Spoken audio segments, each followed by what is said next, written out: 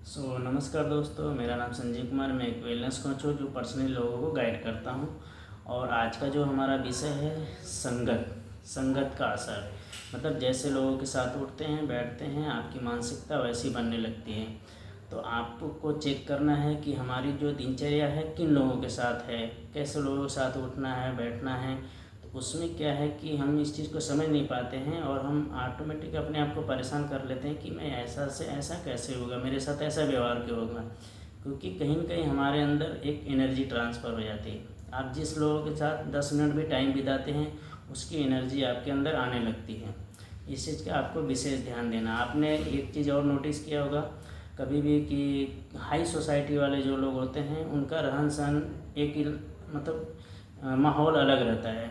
और एक लो कैटेगरी के जो लोग होते हैं उनका देखेंगे मोहल्ला है, सोसाइटी है, अलग रहता है। ऐसा क्यों होता है?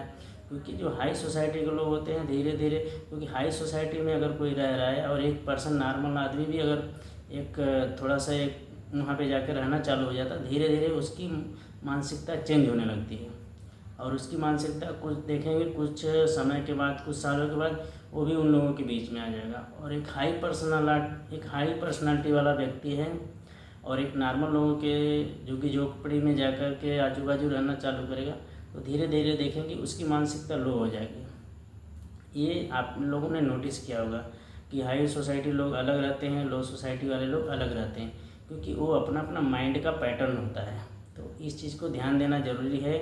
और यहाँ तक भी बताया जाता है कि रिसर्च में कि अगर आपके 4 दोस्त हैं और 4 दोस्त हैं, 4 फ्रेंड हैं, और उन लोगों की जो एवरेज इनकम होगी, उन लोगों की जो मानसिकता होगी, वो वही मानसिकता आपका भी होगा। तो अपने जो फ्रेंड सर्कल है उसको भी चेक करना है कि हम कैसे लोगों के बीच में रह रहे हैं, किन लोगों के साथ उठना बैठना है। इस सारी चीज़ों का ध्यान देना ज़रूरी है। और जिस चीज़ को हम ज़्यादा इमोशनली कनेक्ट रहते हैं उस चीज़ पे भी हमारे अंदर ध्यान देना ज़रूरी होता है।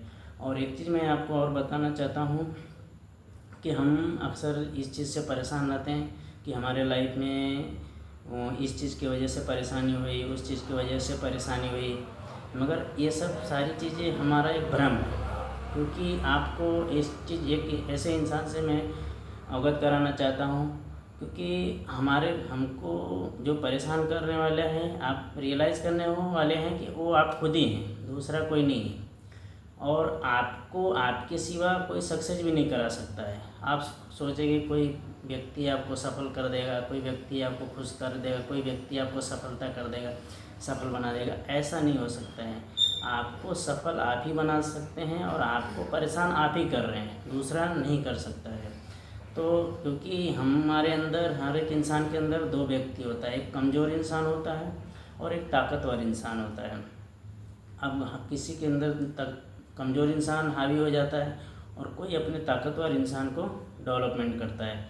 उसी को मतलब निगेटिव बोलते हैं, निगेटिव पॉजिटिव। और इसी को सबकॉन्शियस माइंड और कॉन्शियस माइंड बोला जाता है, चेतन मन और अचेतन मन। तो सबकॉन्शियस माइंड जो हमारा चेतन मन है उसके पास 10% शक्ति होती है, और जो हमारा अचेतन मन है उसके पास 90% शक्ति होती है।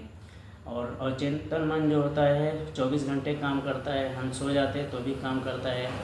और चेतन मन जो होता है, जिसको तार्किक बुद्धि कहते हैं, उसके वो जागृत अवस्था में काम करता है।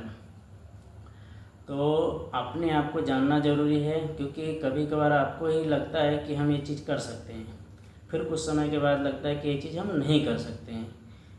दिन भर में ही आपका ही माइंड का पैटर्न चेंज होता है। तो बाहर का जो भी समस्या है, जो भी चीज़ें हैं, वो बाहर कुछ नहीं है, हमारे अंदर ही है। अपने आप को जानना है, पहचानना है कि हमारे अंदर क्या गलती हो रहा है, कहाँ पे डिसीजन लेने में, क्या चीज़ करने में, ये सब सारी चीज़ों में सब कुछ आपके अंदर है।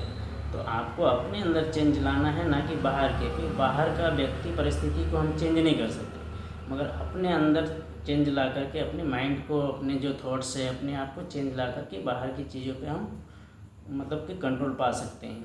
क्योंकि बाहर की परिस्थितियों पे हमारा कंट्रोल नहीं है, मगर हमारा अपने ऊपर कंट्रोल है। तो अपने आप को जानना है, अपने आप को पहचानना है। क्योंकि जितना ही हम अपने आप को जानेंगे तो उतना ही आप शांत रहेंगे, और जितना ही बाहर ठीक करने की कोशिश करेंगे तो उतना ही आप परेशान रहेंगे। तो अपने आप को जानना ज़रूरी है।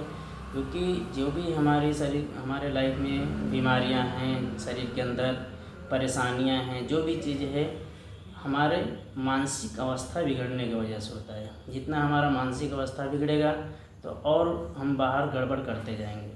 तो अपने आप के मानसिक अवस्था सही करना ज़रूरी है और उस चीज़ को ध्यान देना, अपने आप को विशेष ध्यान देना ज़रूरी है। क्योंकि जब हम शांत रहेंगे, अपने आप को फिट रखेंगे, तभी आपके लाइफ में खुशी और उमंग आएगा। So thank you watching this video.